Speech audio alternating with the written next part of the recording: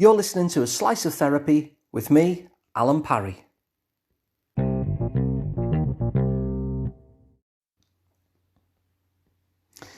People often think that the brain reacts to things.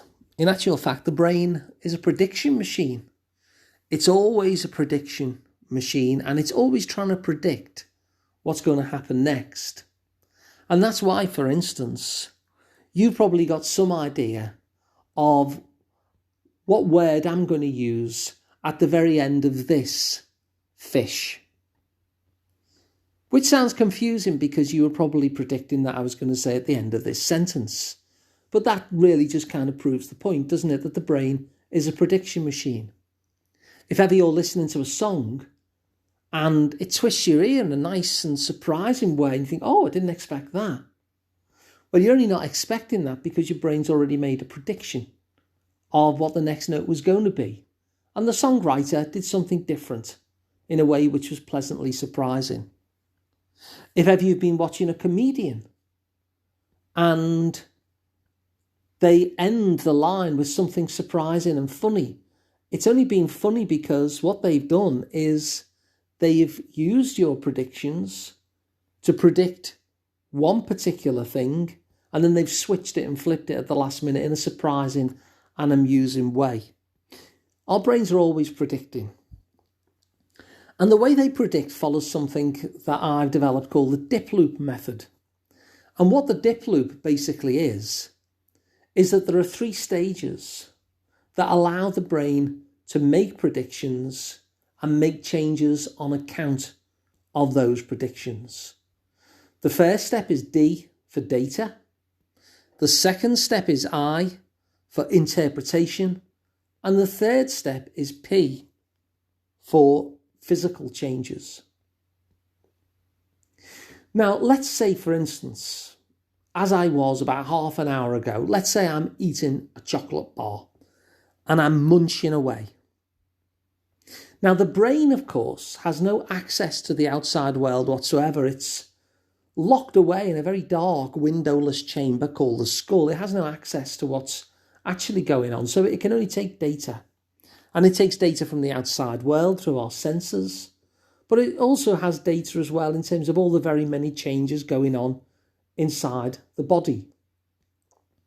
And so it will be taken in this data, the chocolate in my mouth, the chewing motion that I'm making, and it will move from the data to the second stage of the dip loop, which is interpretation. Now, in the interpretation stage, it has to try and make sense of this data. What does it actually mean that there's chocolate in my mouth? What does it actually mean that my jaw is moving from side to side? And it has to interpret that data to get enough meaning out of it so it can make a worthwhile prediction. You see, if I am eating a chocolate bar, the brain is going to have to make some predictions so that by the time the chocolate lands in my belly, there's enough gastric acid there that's going to help me digest the food.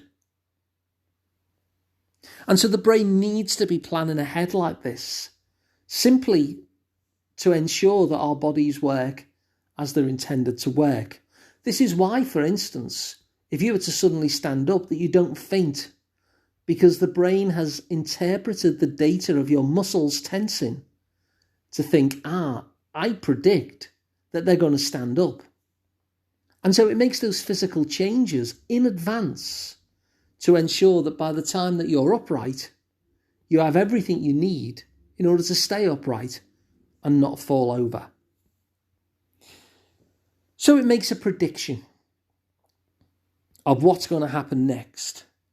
And on the basis of that prediction, because it's not happened yet, it makes some physical changes. Now, you see this with sport all the time. You know, in football, for instance, somebody runs down the wing, crosses the ball in, and the forward, who then sweeps the ball into the net to score a goal, they don't wait for the ball to arrive. They're taking in the data They're making a prediction through that interpretation stage. And then physically, they're already moving the leg before the ball has even arrived. The brain has predicted where the ball is going to be and when it's going to arrive. And your leg moves in advance of that. Same with tennis players. They're swinging the bat way in advance of the ball arriving. If they waited until the ball arrived, it'd be right past them. But they take in the data and they predict where the ball is going to be. And so there's a physical change already happening as the arm swings back and moves forward again in order to hit the ball where the brain has predicted it will be. And so you can see the brain is always predicting forward. It takes in the data, it interprets it into a prediction, and then it makes a physical change. And then, of course, that physical change becomes part of the data, because the data is always coming both from the outside world and from what's going on physically in your body, whether I'm chewing, for instance. And then the whole loop happens all over again. It's a new piece of data. What's the meaning of this so I can make a prediction? Let's make a physical change. And this is why, for instance, whenever we see something that's scary, that will get that data, your brain will make a prediction that this is scary. And if it is scary and if it is threatening, it will make a physical change, which will then increase our heart rate in order to send blood to our muscles so we can run away from the scary thing. Now, the reason why it's good to know about all this is because obviously the brain is going to make some prediction errors. It's not going to get it right all of the time. It's pretty good, but there's going to be some errors in there. Some of those errors is because it's actually operating almost in the past. So it takes some data and it thinks, that reminds me of that time that was quite threatening. And so we'll give you a threat response, even if there's no threat in the moment, just because there was some association that it's spotted that's led it to interpret that data in a way that predicts that there's a threat, even though there's not a threat. And so by knowing that this is how it works, data, interpretation that leads to a prediction, that prediction leads to that physical change, and then round we go again to data, interpretation, and physical change once again. Once we know this, it allows us to supervise these predictions that the brain is making. It allows us to check in and consciously check whether the prediction is right or not. Now, a good example of this is the writer Lisa Feldman Barrett, who writes a lot on this idea of the predictive brain. And when she was younger, she was invited out to dinner by a gentleman that she didn't really find attractive at all. And yet, for whatever reason, she accepted the invite. I think they might have been colleagues or whatever, they didn't know each other. And she said yes. And she knew that she wasn't particularly excited by this guy. And yet over dinner, she found that in his company, her heart rate was increasing. She was feeling quite flushed. And she thought, oh, wow, I am attracted to this guy. He's really attractive. Because she was noticing all of these changes in her physicality. And so her brain was saying, I know what this is. And so in the interpretation stage, it was predicting that this was attraction. Now, after the dinner, Lisa went home and she came down with an awful flu. You see, what was happening in terms of her body was not attraction. It was illness. She was starting to get a fever. And so in this scenario, she was coming up with a faulty prediction. And it was only when the flu hit later on, she realised, I get it. I'm not attracted to this guy. I'm just not very well. Now, there's been another similar example of this.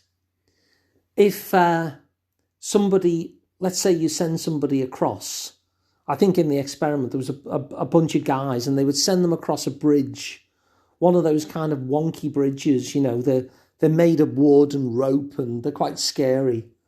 And at the other side, there's a woman who then, with a clipboard, takes their details. Those men report feeling very attracted to that woman. But if you place the same woman over an ordinary bridge that didn't feel scary, they don't report that attraction in anywhere near the same numbers. What's happening there is what happened to Lisa Feldman Barrett. They're so physically worked up and their hearts are beating through the scare of having gone across the bridge, that when they have that physical reaction in the presence of this woman with the clipboard, they automatically think, oh, I'm attracted to this person. So once again, we see that prediction error happen. And the prediction error can happen in anxiety as well. So one of the benefits of knowing about this is we can check in on our predictions. We can know that what our brain is doing is its best to make a prediction, but that it's a very fallible machine. And so there are many times where it's going to get that prediction wrong. It's going to tell us there's a threat and predict there's a threat when in fact there's not a threat. It will notice an association with something from the past and so say that we're in danger now, and we're not in danger now. It will even sometimes tell us that we're hungry when actually we're really thirsty or tired. And so once you understand how all of this works, that the brain is just this thing that is locked up in this windowless dark chamber with no access to the world, only information, and it's doing its level best to come up with decent predictions so it can change your physicality to make sure you're fully resourced for whatever it's predicted. You're in a position then to know that some of those predictions are bound to be wrong. And so you can play the role of supervisor. And when you do feel anxious, you can actually check this out. Am I in danger at the moment? Is there any kind of here and now reason why I have this anxiety feeling, why my heart rate is increasing, why I feel this adrenaline in my body? Because what can happen then is the meaning that we give to that can then actually take us into a vicious cycle. We can then get scared of the scare. Or we can tell a different story, and that different story is a much more reassuring one, which is, there's nothing in my vicinity here which puts me in any threat. This is just a wonky prediction from the brain, as it's bound to do from time to time. So let's just have a quick recap then. We saw that the brain is a predictive machine. And so we went through the 3 steps of how those predictions happen and what results from those predictions. And we saw that this is something called the dip loop. It's a loop because it keeps on spinning round and round all the time. It never stops. And it's called the dip loop because it has 3 different stages. D for data, I for interpretation, and P for physical changes. So the D is the data that it gets from the outside world and from inside our body, the physical changes that are always happening constantly inside of our body. The I is for interpretation, which is the point where it tries to give some sort of meaning to that data. And it gives that meaning for the sole purpose of trying to make a prediction. And then once it's made that prediction, it moves to the 3rd stage, the P, for physical, because it makes physical changes then to make sure that should that prediction be borne out, then we're physically resourced for that. And we saw finally that being aware of this process means that we can be conscious of the fact that the brain makes dodgy predictions sometimes. And so by being the supervisor who chooses to consciously step in and give a different meaning sometimes and correct the prediction that is the best guess of the brain, we can ensure then, for instance, that we don't go into a vicious cycle in terms of anxiety feelings.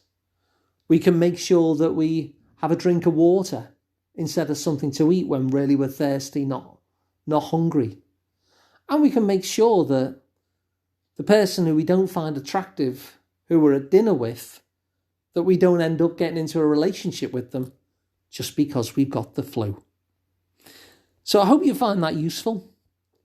If you did, then please pass it on. If you'd like to work with me directly, I'm Alun Parry, and you can find out more about me at liverpoolpsychotherapy.co.uk. And please subscribe to the podcast as well, because it means that you'll never miss an episode again. And of course, it's completely free. So thanks for listening as ever, and I'll see you on the next one.